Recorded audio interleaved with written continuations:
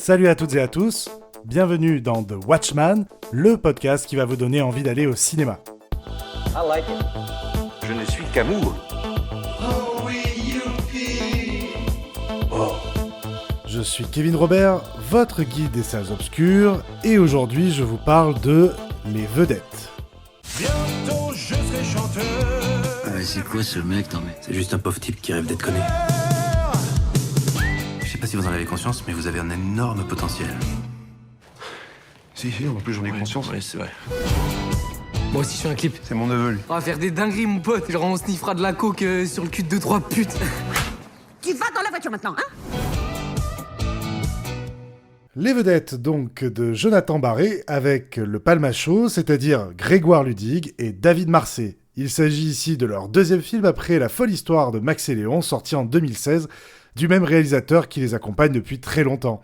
La folle histoire de Max et Léon m'avait laissé quand même très tiède, hein, mi-figue, mi-raisin, j'aime bien cette expression, car ça ressemble tout simplement plus à une succession de sketchs qui s'inscrit dans une ligne narrative quasi inexistante. Alors, c'est sympa, on sourit de voir à l'écran une pléiade d'acteurs français que l'on aime, mais ça ne suffit pas pour moi pour faire un vrai film.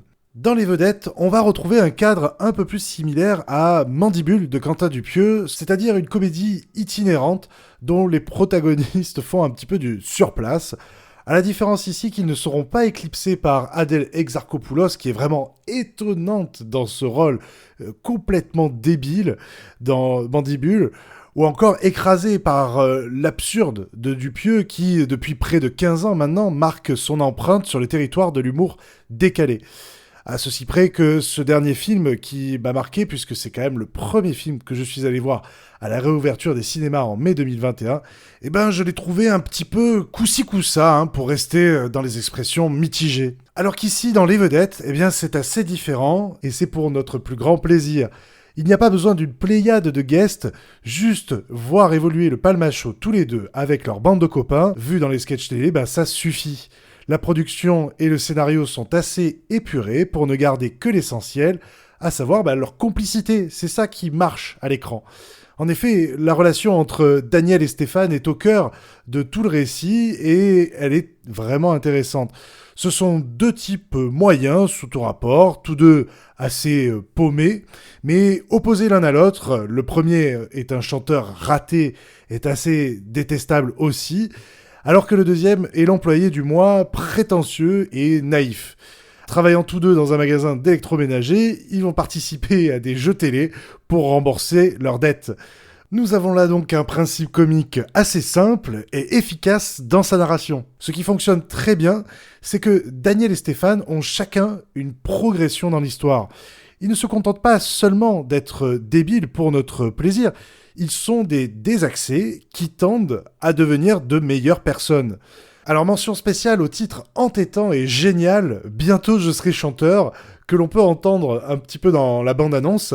Alors d'ailleurs, j'avais très peur lorsque j'ai vu la bande-annonce, car je sentais ce film un peu comme un film réchauffé, ou peut-être un humour un petit peu à côté de la plaque, mais pourtant j'ai été conquis, car c'est vraiment bien fait. Alors, en effet, le producteur, par exemple, ses assistants, ou encore l'animateur vedette, tous ces personnages secondaires qui gravitent autour d'eux sont toujours au-dessus de la ligne, mais ils ne tombent jamais, comme si je pourrais dire, dans l'exagération à outrance.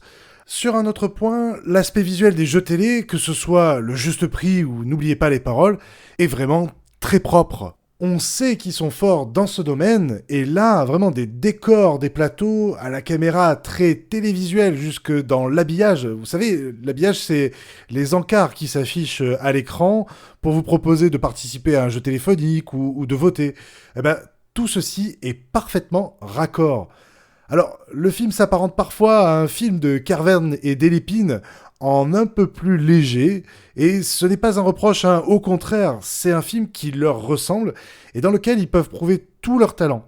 Et au-delà de la parodie, c'est une belle occasion aussi de mettre un gros taquet à l'univers de la télévision.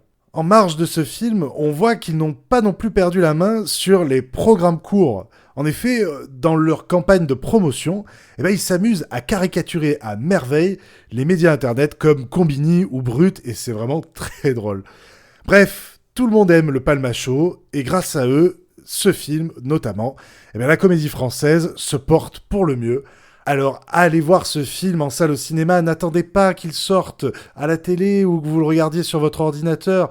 Participez à une expérience collective au cinéma, vous allez voir, vous allez sortir de là les larmes aux yeux parce que la comédie, ça se vit avec les autres. Je vous remercie de m'avoir écouté et je vous retrouve très vite pour de nouvelles recommandations cinéphiles. En attendant, allez voir des films en salle au cinéma. Salut! C'était fabuleux. On va rentrer. C'est payé, on va rentrer. Go home. It's all over. Thanks.